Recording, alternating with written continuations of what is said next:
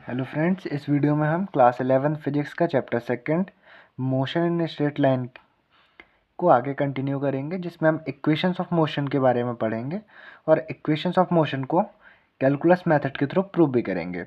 Next video में हम equations of motion को ग्राफिकल मेथड के थ्रू भी प्रूव करेंगे। ठीक है, इस वीडियो में हम इक्वेशंस ऑफ मोशन को कैलकुलस मेथड से प्रूव करेंगे।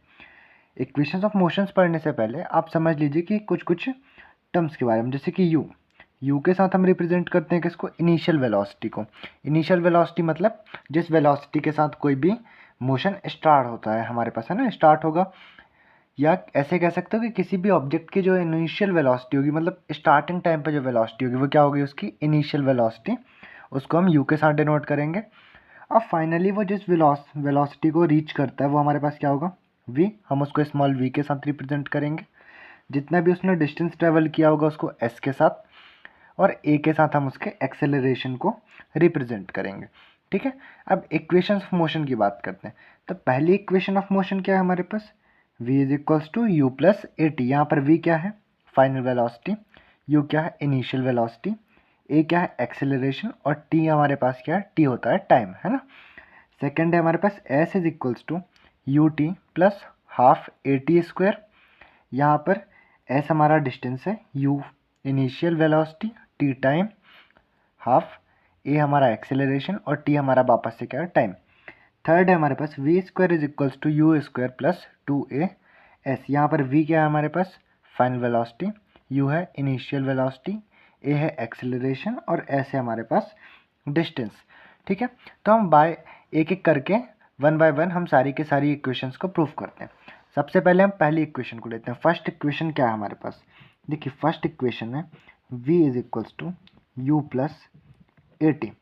ठीक है, v is equals to u plus a t.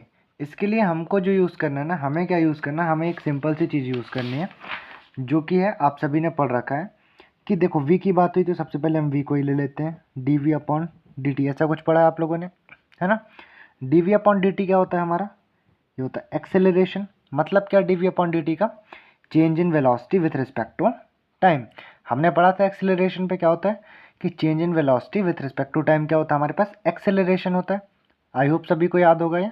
ठीक है, अब देखिए अगर हम डी टी को ट्रांसपोज करें तो क्या बन जाएगा, d v is equals to a d t, इस तरीके का ही बनेगा, है ना। अब देखिए यहाँ पर हम क्या करेंगे, हमें तो सिर्फ चाहिए था इक्वेशन पर v, हमारे पास क्या है डी वी। v हमारे पास क्या हो गया, फाइनल वेलोसिटी। डी वी क्या है, एक स्मॉलर टाइम के लिए वेलोसिटी है ना, छोटे से टाइम के लिए वेलोसिटी है।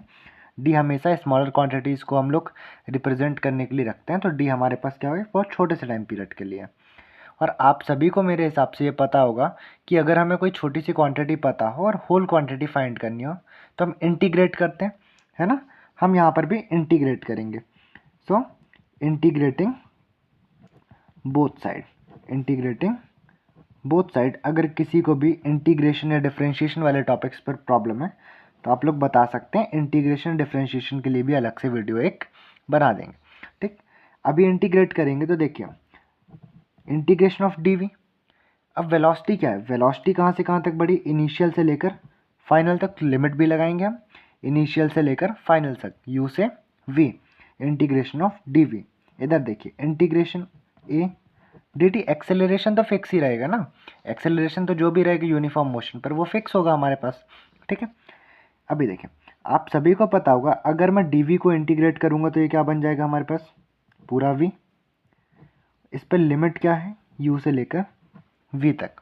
ठीक है, और देखिए a क्या है हमारे पास, a तो कांस्टेंट है, और कांस्टेंट्स को इंटीग्रेट नहीं कर सकते, है ना, एक्सेलरेशन फिक्स होगा तो कांस्टेंट वैल्यू होगी, और कांस्टेंट को हम लोग इंटीग्रेट नहीं कर सकते। यहाँ पर देखिए जब भी हमारे पास ऐसे लिमिट्स लिखी होती तो हम लिमिट्स को सॉल्व कैसे करते हैं, final value minus lower value.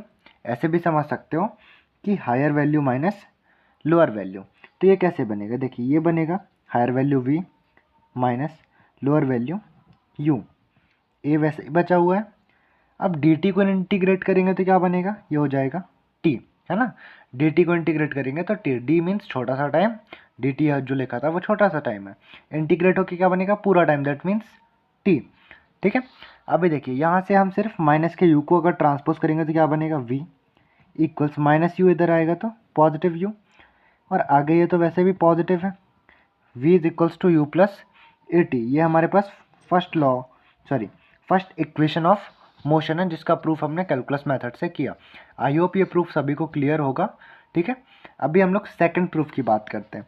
Second proof मतलब सेकंड इक्वेशन ऑफ मोशन का प्रूफ।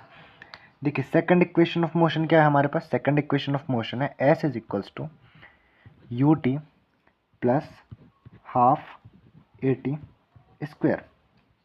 यहाँ पर s की बात आ गई हमारे पास, तो हम s को देख लेते हैं। ठीक, s क्या है हमारे पास, s को इस तरीके से बना सकते हैं कि देखो चेंज इन s की बात करें ds बाय dt अगर निकालूं तो change in distance with respect to time क्या होता है।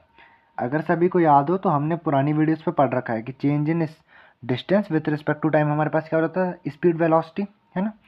तो यहाँ पर वेलोसिटी की बात कर रहे हैं हम लोग, क्योंकि हम लोगों को वेलोसिटी ही रिप्रेजेंट करनी है।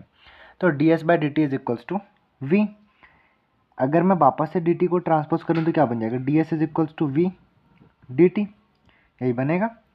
अब देखिए from first equation of motion मैं v की वैल्यू पुट कर सकता हूँ क्या यहाँ, है ना। From first equation of motion, motion की जो फर्स्ट इक्वेशन है उसके अकॉर्डिंग क्या v क्या है हमारे पास, v is equals to u plus a t. तो मैं v की जगह क्या पुट कर दूंगा यहाँ पर, u प्लस ए टी। देखिए तो ds इज इक्वल्स टू ये क्या हो जाएगा, u plus a T and dt तो वैसे का वैसा है। ठीक है, now integrating both side, integrating both side,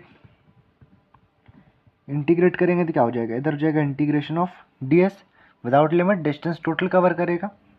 इधर क्या बनेगा, integration of u plus a T और dt।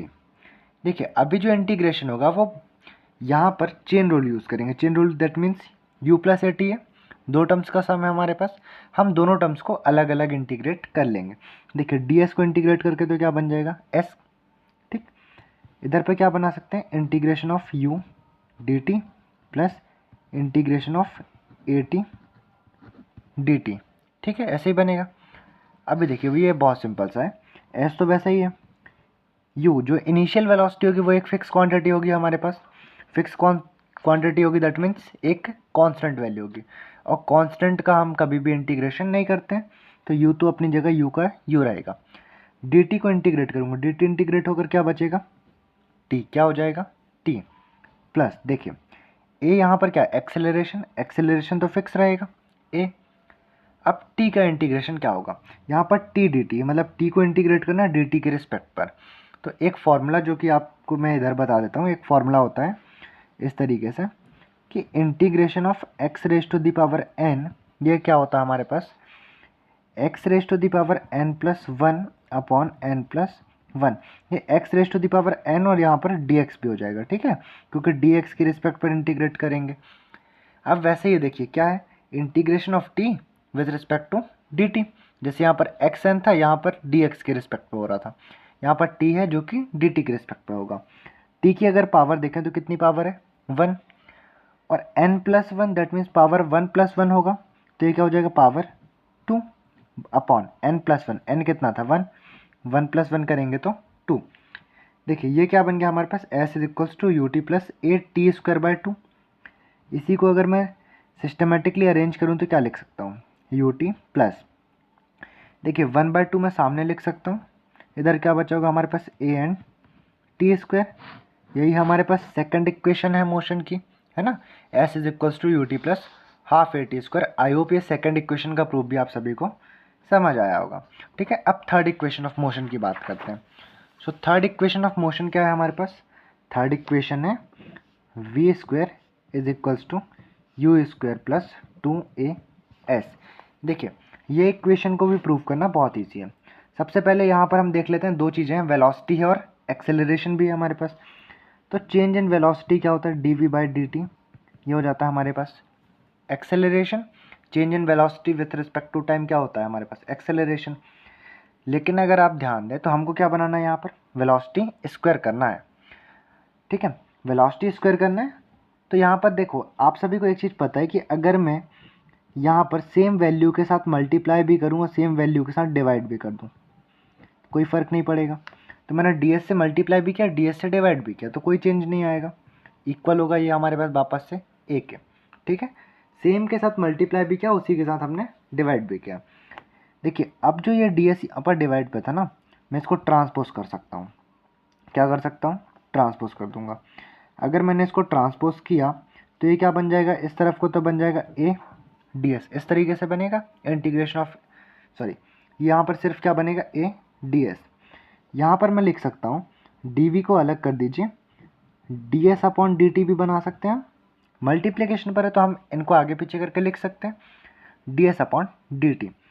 और आप सभी को याद होगा कि change in distance with respect to time क्या होता है हमारे पास, velocity v is equals, sorry v dv is equals to a ds, इतना ही है, v dv is equals to a ds। अब हम क्या करेंगे, इंटीग्रेशन करेंगे दोनों साइड्स का। सो इंटीग्रेटिंग बोथ साइड, तो इधर पर क्या हो जाएगा, integration of v dv is equals to integration of a ds। देखिए इंटीग्रेशन ऑफ v को हम इंटीग्रेट करेंगे तो आराम से इंटीग्रेट कर सकते हैं, dv की रिस्पेक्ट पे इंटीग्रेट होगा तो v इंटीग्रेट होकर क्या बनेगा, जैसा कि हमने पिछले वाले पे देखा था कि integration of x dx, x raise to the power n dx क्या होता है, x raise to the power n plus 1 upon n plus 1। वैसे ही कुछ यहाँ होगा, v dv है, v की पावर कितनी है 1, 1 प्लस 1 करेंगे तो 2 अपॉन 2, यही बनेगा। और जो याद रखने वाली बात है वो क्या होगी हमारे पास, यहाँ पर वेलोसिटी को अगर मैं कर रहा हूँ तो एक लिमिट लगेगी, क्या लिमिट, u से लेकर v तक, इनिशियल से लेकर फाइनल तक। तो इधर पर भी हमारे पास जो लिमिट लगी होती है वो क्या लगी होती है, u से लेकर v तक, इस तरीके से ही लिमिट होती, इक्वल्स।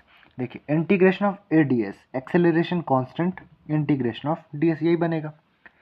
अभी हमको पता चला था कि हम सबसे पहले क्या करते हैं, higher value minus lower value, that means higher limit minus lower limit, ये क्या बन जाएगा, फिर इस तरीके से कुछ बनेगा वी स्क्वायर बाई 2, इस वैल्यू को पुट किया, माइनस स्मॉलर वैल्यू क्या है u, तो u स्क्वायर बाय 2, सिंपल से इतना ही बनेगा। a इंटीग्रेशन ऑफ ds क्या हो जाएगा, ये हो जाएगा हमारे पास a s। देखिए इसी को अभी कुछ नहीं करना है हमको, सिर्फ यहाँ से क्या कॉमन ले लेते हैं, अगर हम 1/2 कॉमन ले लें तो क्या बचेगा, v square minus u square equals a s. ये 2 अगर इधर ट्रांसपोज कर दूँ तो क्या बनेगा, v square minus u square is equals to 2as, इस तरीके का बन जाएगा। अब देखिए वी स्क्वायर को इधर ही बचाया, यू स्क्वायर को ट्रांसपोज करें तो नेगेटिव यू स्क्वायर इस साइड आकर के क्या हो जाएगा, पॉजिटिव यू स्क्वायर, प्लस ये तो वैसे भी पॉजिटिव है 2as। ये है हमारे पास थर्ड इक्वेशन ऑफ मोशन। देखिए हमने तीनों इक्वेशन ऑफ मोशन को आराम से प्रूव किया, बहुत ही सिंपली वे पर, है ना, आसानी के साथ। आई होप कैलकुलस मेथड के साथ तीनों इक्वेशंस का प्रूफ सभी को क्लियर होगा। किसी को इंटीग्रेशन डिफरेंशिएशन जैसे टॉपिक पर अगर प्रॉब्लम है तो आप बता सकते हैं, डिफरेंशिएशन और इंटीग्रेशन के लिए अलग से एक वीडियो बना दिया जाएगा, ठीक है। बाकी अगली वीडियो पर हम इक्वेशंस ऑफ मोशन को ग्राफिकल मेथड के साथ प्रूव करने के बारे में सीखेंगे और आगे के कुछ टॉपिक्स देखेंगे।